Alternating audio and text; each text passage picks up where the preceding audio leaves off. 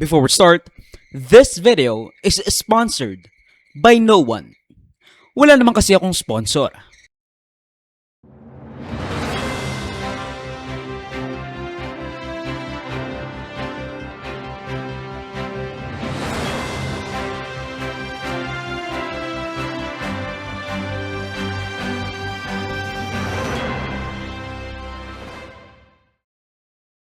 Kumusta?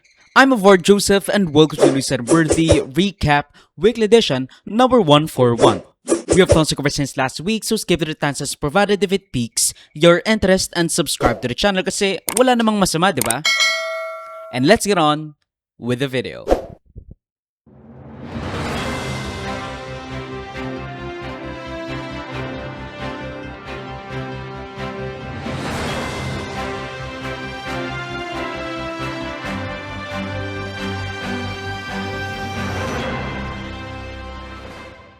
BBM, ligtas na ba sa dalawang impeachment complaints? Anong mangyayari hanggat hawak ng kaalyado ng presidente ang Kamara na dapat ay independente at co-equal ayon sa saligang batas at sa mata ng masa?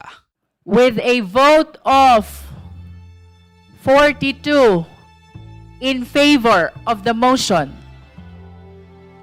1 against the motion, and 3 abstain, the chair therefore declares the impeachment complaint of De Jesus insufficient in substance. With vote in favor of the motion, 7, and those against the motion, 39, with 0 abstention. The chair declares the Masa et al. Impeachment complaint insufficient in substance.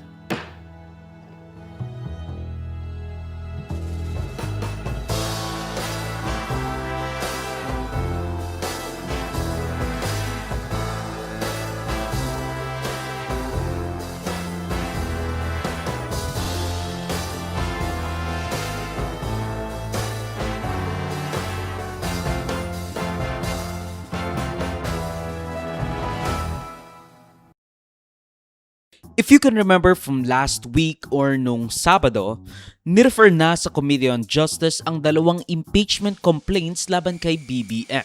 Ibig sabihin, hindi na pwedeng i-impeach ang presidente for another year.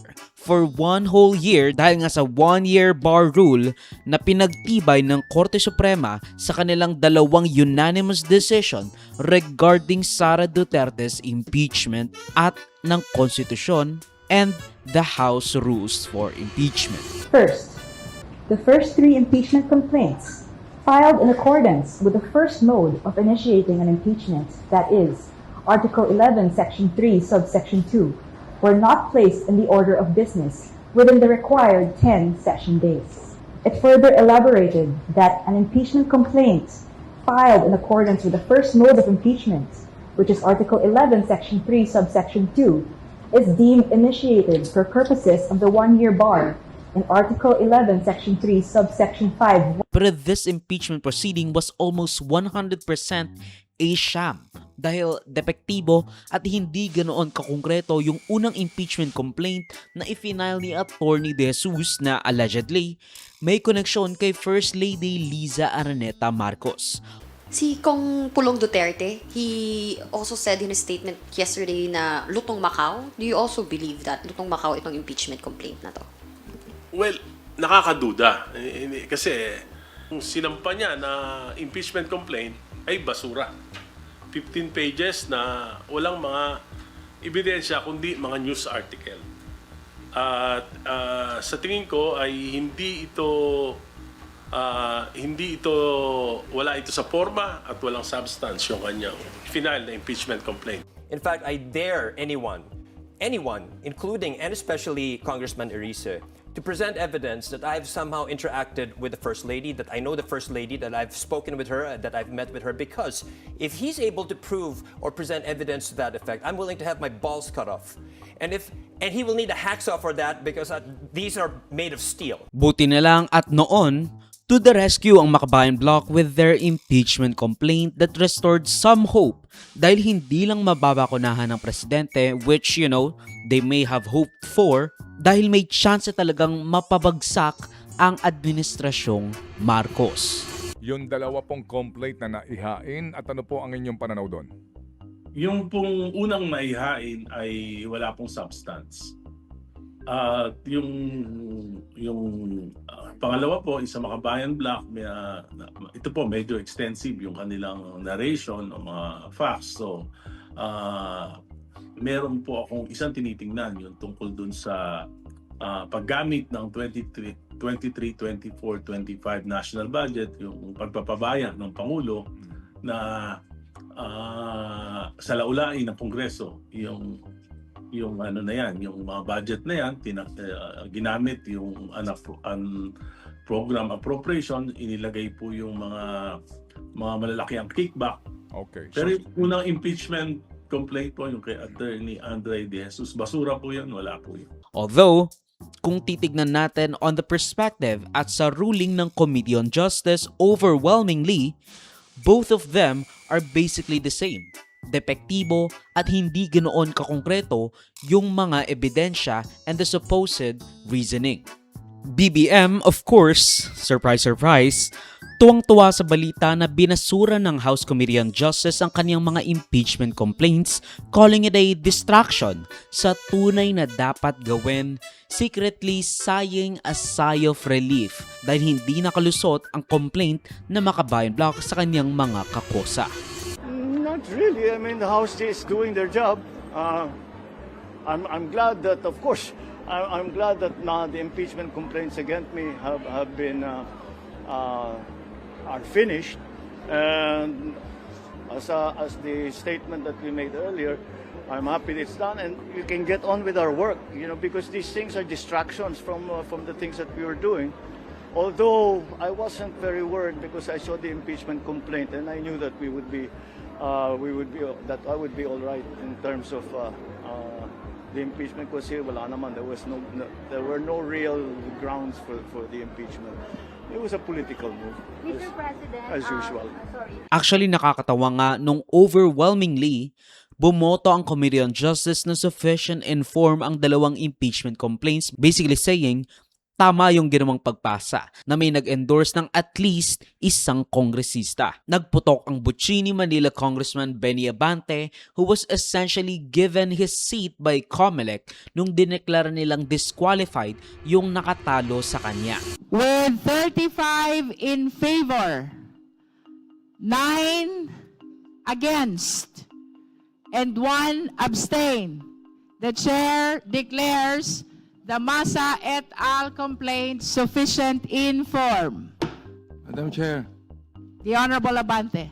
it is very clear that there is insufficiency in form. Very clear po yan. And I'm so glad for the rest of those, my colleagues, that supported my objection. And therefore, realizing that this is actually an exercise in futility and a waste of the people's money, I therefore would like to walk out of this hearing right now. The manifestation is noted.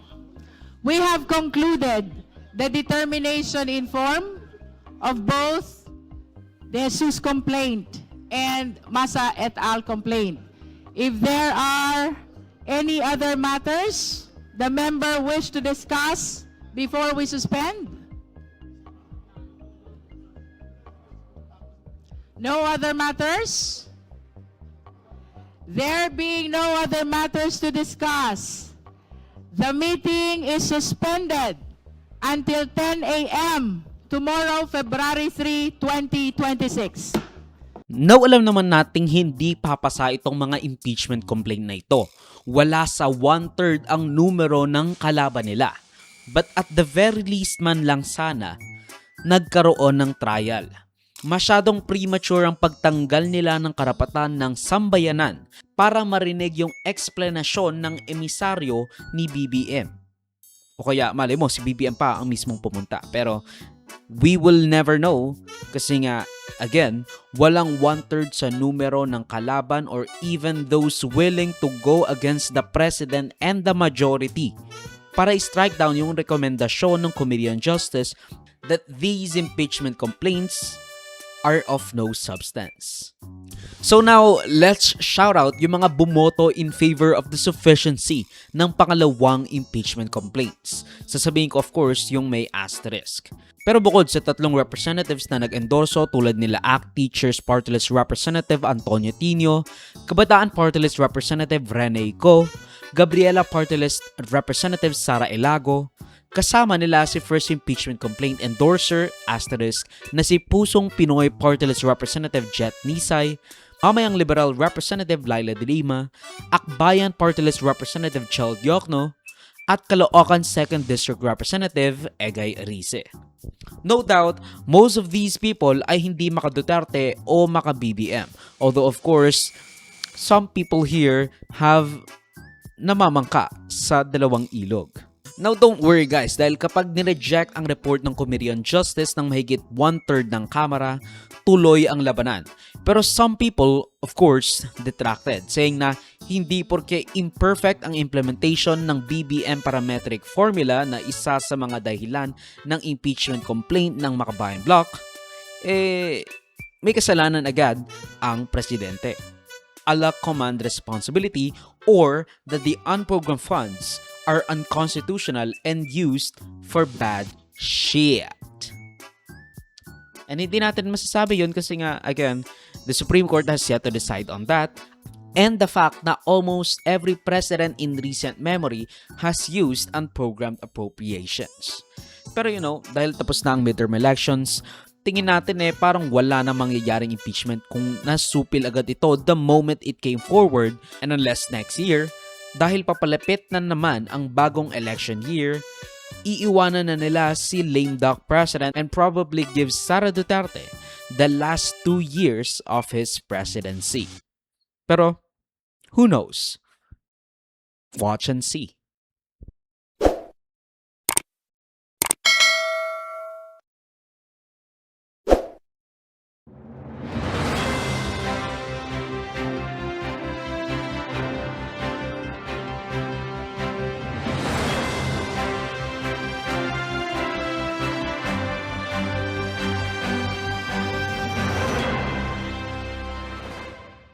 Loren Legarda, Madam President na ba?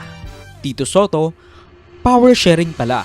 Now what do you get when you try to derail the process by threatening to unseat the Senate President and the Senate President pro tempore na nagsiserve sa Blue Ribbon Committee para matutulan ang mga kasong ihahanda at irerekomenda para ibalandra laban sa 3 mong kasama sa minorya that was implicated in a trillion-peso flood control scandal, among others.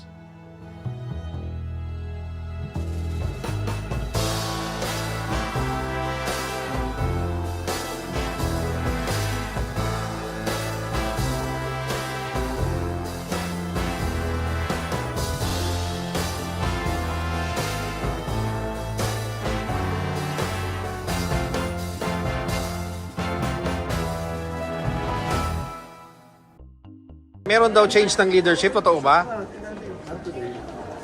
Thank you, sir. Sir. Rumors until it's there. There's always discussion. There are people happy of our direction, may people na hindi happy sa direction. Ako personally, I think everyone's campaigning instead of governing.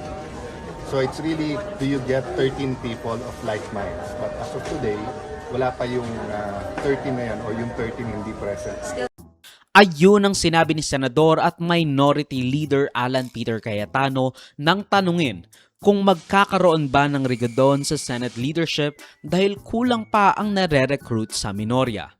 Nagkaroon kasi ng mga ugong-ugong na magkakaroon ng palitan sa liderato ng Senado na malamang sa malamang ay dahil sa na-leak na draft committee report na nangangailangan ng 11 autograph. Hindi nanganganib makudeta si SP dahil pinapakasuhan yung mga kasamahan nyo, sir? Mag-uusap-usap ka kami mamaya.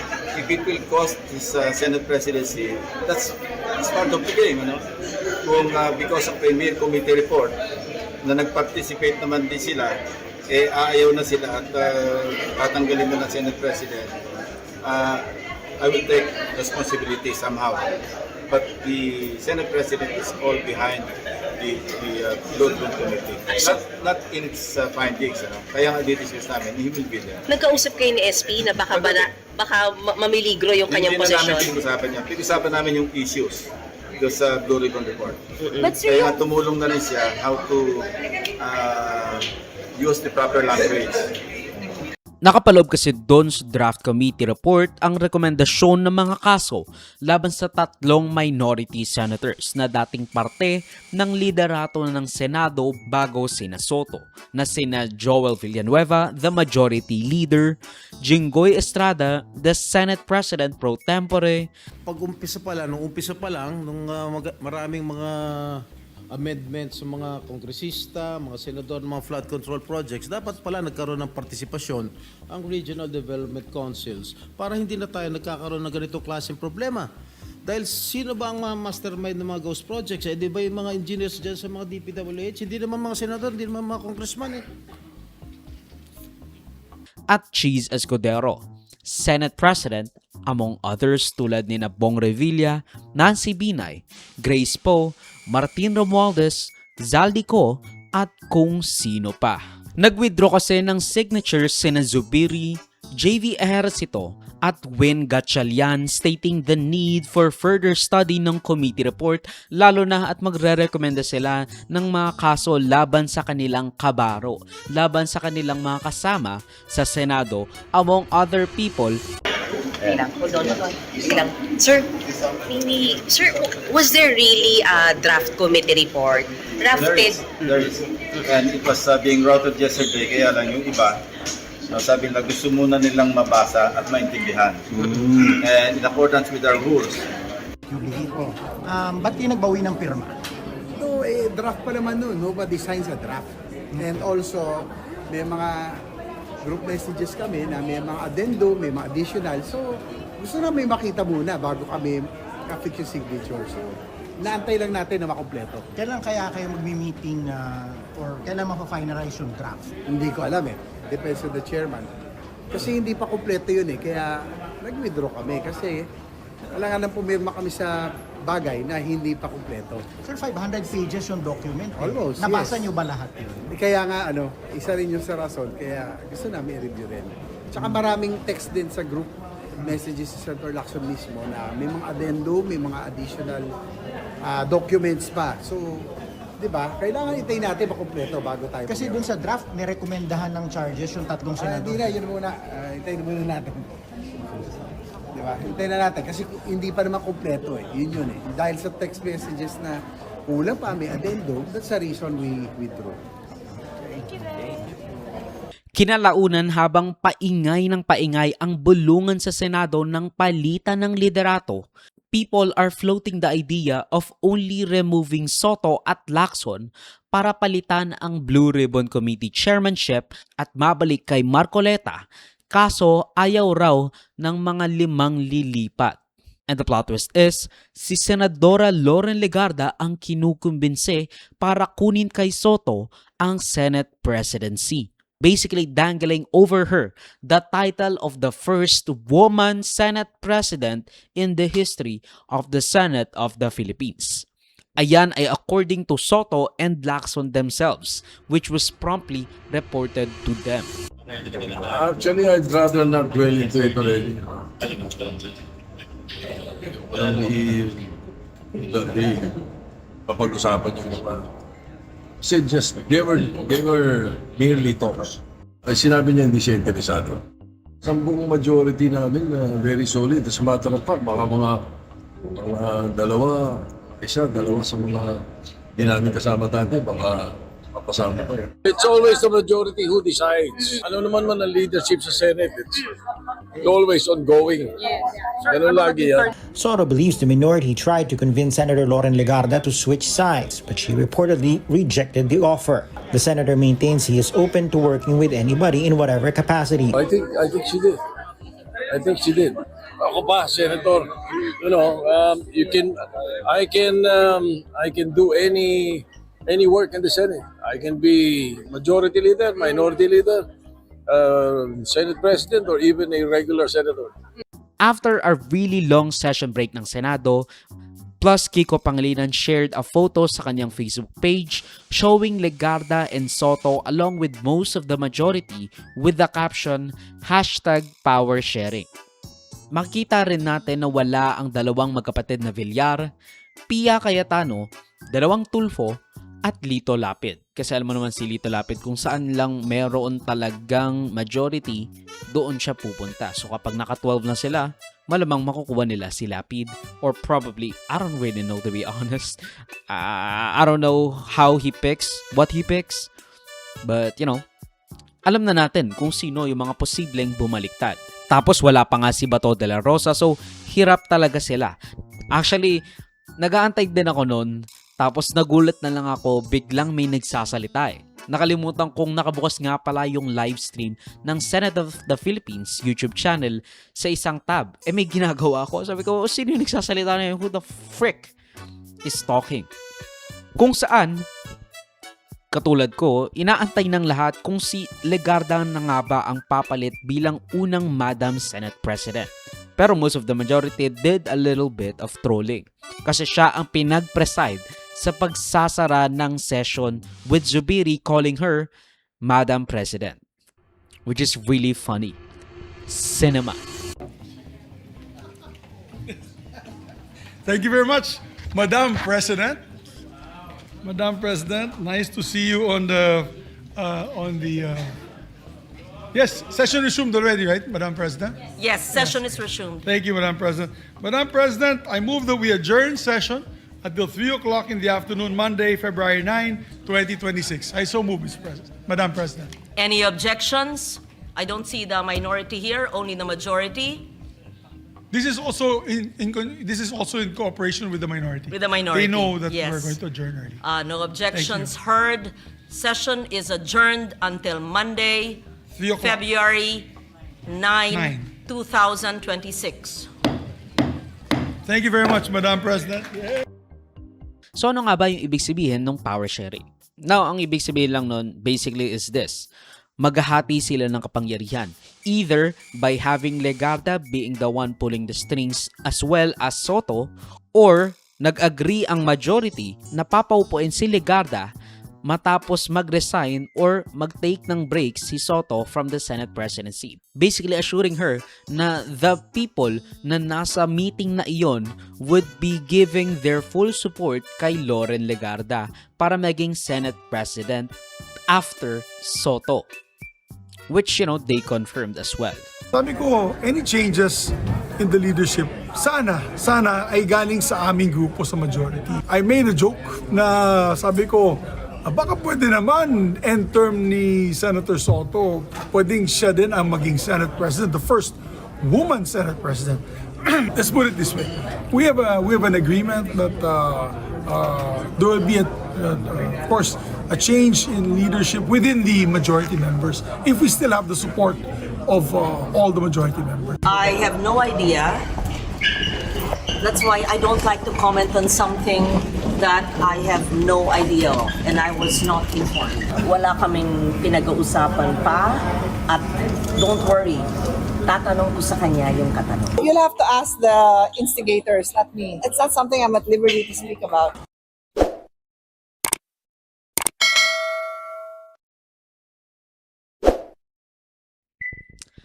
At yan ang pagtatapos ng News Worthy Recap Weekly Edition for roughly the first week of February 2026.